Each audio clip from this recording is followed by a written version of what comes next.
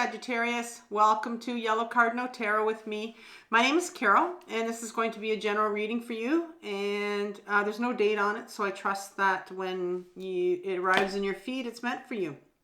And so today we're going to be doing a reading on how to get more love in your life. And to do that, I'm going to be using the Ehrenberg Tarot. And I'm also going to be using the Radiant Rider-Waite deck. And I've pre-shuffled them before I came on. So we're going to start off by looking at what blind spot do you have around love? What is it that, we're all hoping for authentic relationships in our life. And, we're all wanting to get that love from all our relationships, whether, it's on an intimate level or it's just from, our friends, our coworkers. And sometimes, we kind of scratch our heads and we kind of go like, I don't understand why the same people are showing up in my life. I don't understand why I can't get along with people. I don't understand like what's going on, what's wrong with me. There's just different things like, how are we in relationships and why are we a certain way, and why do patterns show up? So we're going to look at, okay, what is it about you, Sagittarius, that you need to become aware of? It could be a pattern around love, and then what I want to do is I want to look at what is stopping you from getting the love that I want. So we're going to look at, what is it that's blocking you now? And it's going to come from your unconscious. It's going to come from what you're not aware of. It's your shadow. It's the part of you that you put away when you were younger, as a child or a teenager. Something that happened to you, something you learned around love that is continuing to drive or impact all your relationships, and it needs healing. And so we're going to look at that. And that's something that you're not aware of. And you may not even be aware that, of this blind spot. Well, it's a blind spot, so it's something that you need to become aware of. And then how can you begin to shift or heal your response to this pattern around love that's coming up for you right now? And so that's the advice from the tarot that we're going to get. And so let's begin by asking for one card for what blind spot Sagittarius has around love. One card, please.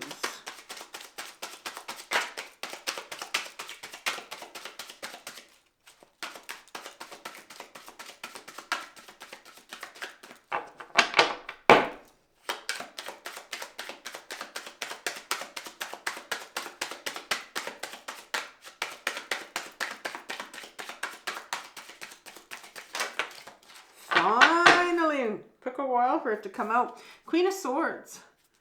Queen of Swords with her sword that's going to cut through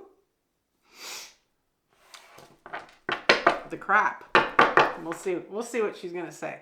Okay, we're going to look at what is stopping Sagittarius from getting the love that they want. One card, please. Okay, that one came out quickly to make up for the Queen of Swords that took a long time. Eight of Wands. And advice from the tarot now. So how can Sagittarius begin to shift or heal the response to this pattern that's going on around love? One card, please.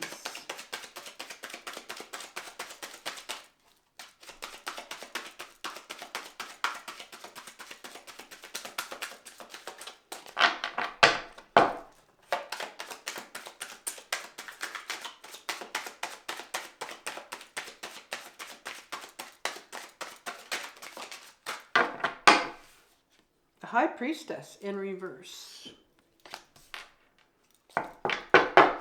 Okay, let's ask for now some clarification for the Queen of Swords, please. A couple cards to clarify. These should have come out a lot faster. They usually do. Oh, there we go. There's one. And there's two. Okay, the Nine of Swords. Crazy. This card has come up, I think, about 4 times today. I just did, not Scorpio, Capricorn right before this. And I just talked about it on that channel, about how this Nine of Swords is coming up a lot in these readings. And then the Ten of Swords also is coming up. Right? And then you get both of them. Wow. Eight of Wands. Here's 1 and 2, 3. So you have the Knight of Cups in reverse behind the Eight of Wands. And then you have the Eight of Cups. And then you have the Ace of Wands in reverse. And these are sitting in your unconscious right here. And then you have the High Priestess over here in reverse. So can I have 2 cards to clarify that, please? For this is the advice from the tarot.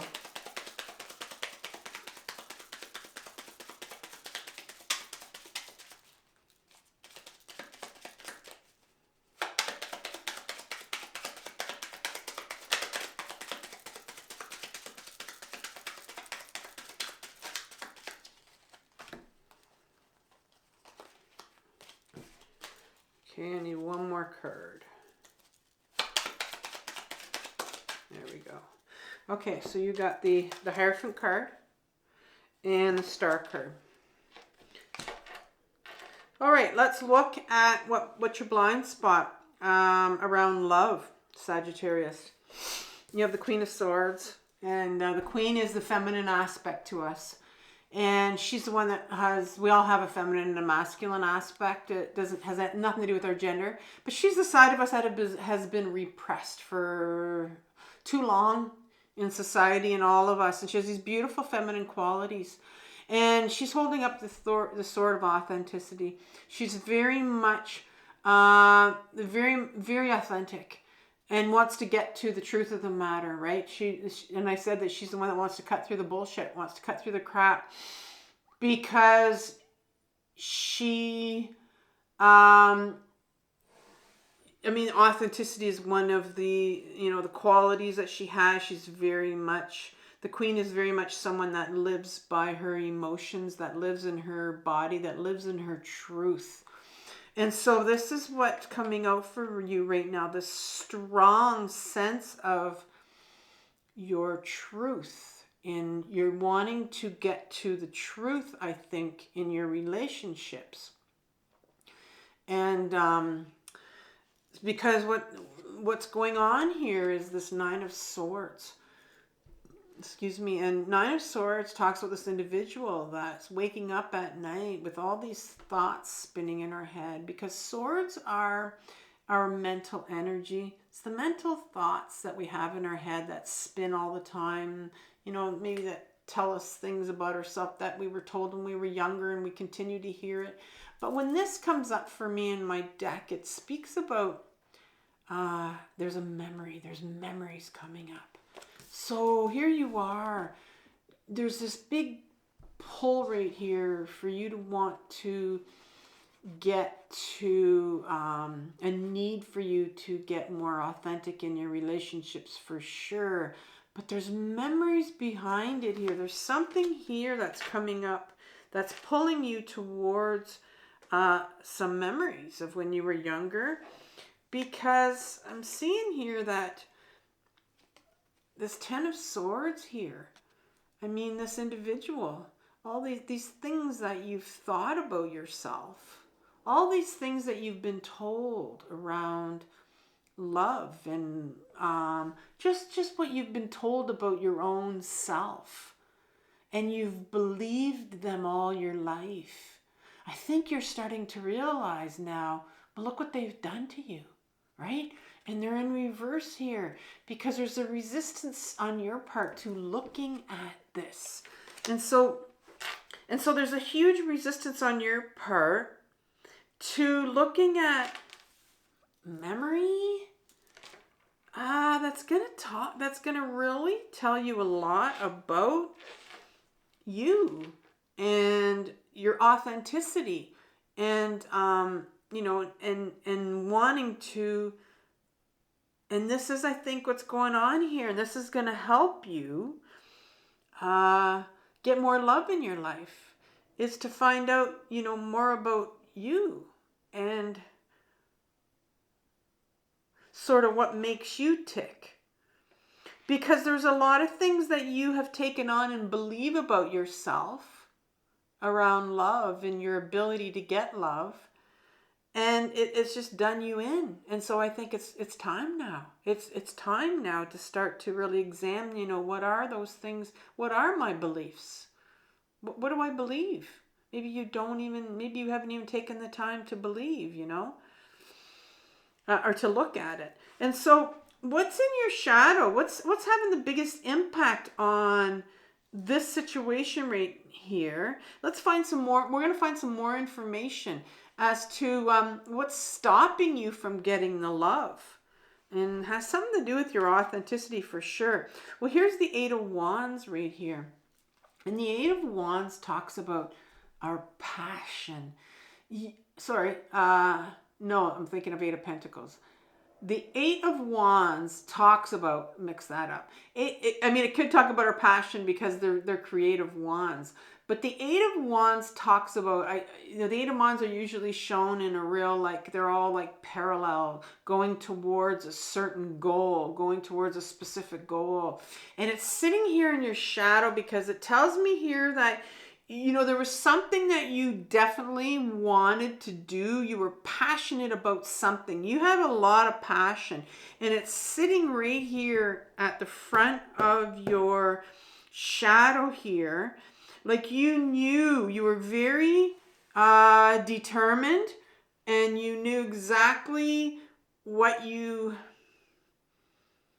it was like you knew exactly what, you know, almost like where you were going when you were younger. We all do. We're all born into this world knowing. But you're very determined, I see here. And, you know, I think you have the Knight of Cups that comes right behind it. And the Knight talks about the part of you that wanted authentic relationships. It wanted the freedom. It wanted the freedom to be, to, you know, carry your cup, to offer your love to people, to carry your love to people, to not have people control you. It wanted the freedom to be able to have those authentic relationships. But the Eight of Cups comes in right here.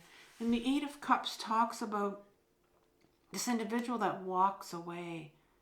That's walking away from the cups. And it's not somebody that is walking away from their emotions. Though I feel like, because usually it's somebody that walks away to do that inward journey, you know, but this is in your shadow. This is when you were younger. So this is telling me that, I want to say that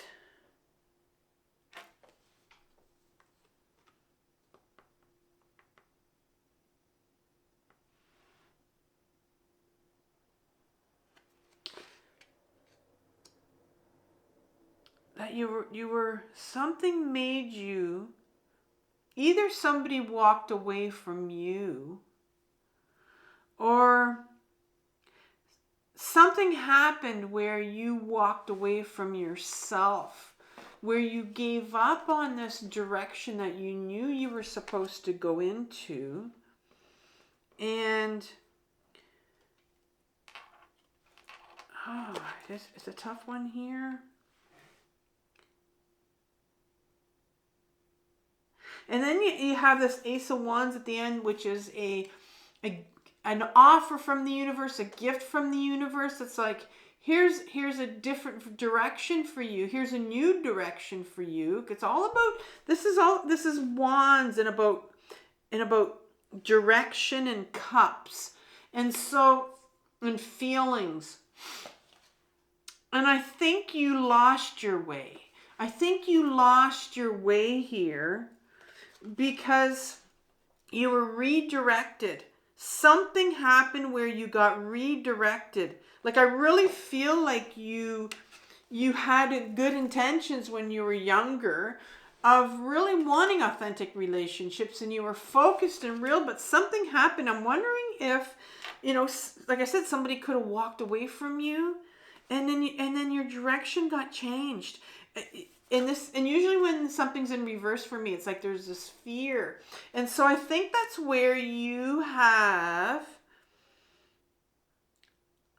fear. I think you have a fear to love again, or to love. This is what I'm seeing now. It's been a little bit tough. I'm struggling with a bit, but I think there's a fear here because something happened when you were younger. Maybe you know what it is that caused you to change directions about having the freedom, about feeling like you can offer your authentic self. There it is right there.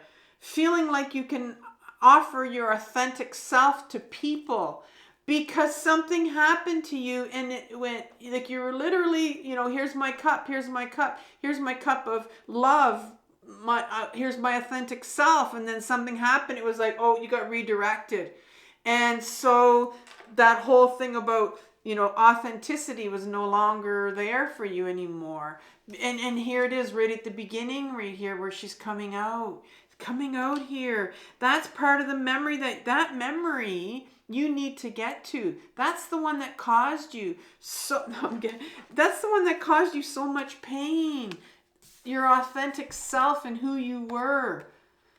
And then all this pain comes in here that's coming up for you right now to deal with. And so you're having, this is what's been happening here. Whatever happened to you when you were younger, if it was somebody that walked away from you, where you learned at a young age that it wasn't safe for you anymore to offer that authentic cup to people. And, I think that's what's going on, and that needs healing. That needs healing, because if you're living in fear, that you're going to get hurt again. That's where, that's what's blocking you from getting the love that you want. You are living in fear of taking that wand and trying again. Maybe you've really shut down. But there's a call here for authenticity, right? I think you're ready. I think it's time for you to get at this. And so what's the advice from the tarot here? Well, you start off with the High Priestess. And the High Priestess is the first card in the feminine archetype energy in the major arcana. The second one is the Empress. The High Priestess, and she's in reverse here. But there, she represents this feminine quality of ours, which is called intuition. It's the quality it's the inner knowing. It's our inner guidance. And the only way that we can get in touch with our inner knowing and whatever happened to us and inner guidance is to get back in our body. You need to go ground yourself, to learn how to ground yourself and get in touch with your inner knowing. There's an inner knowing here of what this means. And I'm going to be honest with you, you saw me kind of struggle through this because it's almost like the truth of this, of whatever this memory is for you, is going to come out from you. But there's something here that you need to know, and that's your blind spot. There's something here around what happened to you when you were younger to do with love, where I think you got redirected. And it's like you've kind of went, no, I'm done with love. And, where you got hurt and you're scared, you're fear. There's a lot of fear there. Because the Hierophant card comes out for you as advice from the tarot, right behind this High Priestess, this inner knowing. This is the wiring. This is the wiring that goes on. This individual, this papal figure here is talking to is teaching these two disciples, and they're just taking it in, this information, like they're like sponges, right? You were a sponge. You were like a sponge when you were younger. And whatever happened to you, you took it in. And it wires us to be a certain way. And I think it's time here for you to go inwards, to get to that inner knowing of yours, to find out how you were wired. How did this wire you? What was your wiring around love? What did you learn about what happened to you when you were younger that is affecting the truth of who you really are? Because this last card that's coming out is the card of healing. It's the star card. Notice how this angel is vulnerable, naked, right? And is just dipping their toe in the water of emotions. Water has everything to do with emotions. Just a little bit at a time, because I think there's some real pain here that you need to get to. Because when we realize that we have been wired in a certain way about love, around love, that we've been holding on to, this fear of love that we've been holding on to because of the way we were wired when we were younger, has affected everything in your life about who you are. And so when you show up in all your relationships, it's like you have this mask you put on because that's who you believe you are, because that's how you were wired. And so when we find out that this wiring right here, this wiring, our thoughts about ourselves, what we were told about ourselves, what we've believed all along, and here's all our beliefs, and this is what it's done to you, we have a lot of grieving to do because we've lived all our life believing this about ourselves, in fear of love because of something that happened to you when you were younger. And that's what you need to get at so that you can grieve. And it's the grieving. It's the grieving of realizing what you lost when you were younger and what you've lost through some other relationships in your life because you've thought yourself to be a certain way because you've been wired like that. None of it's been your fault, but that's just the way you were wired. And so you got to undo the wiring by healing, by grieving. And so I'm going to leave you with your 2025 reading, Sagittarius, that I did for you. And I'm also going to leave you with, I want you to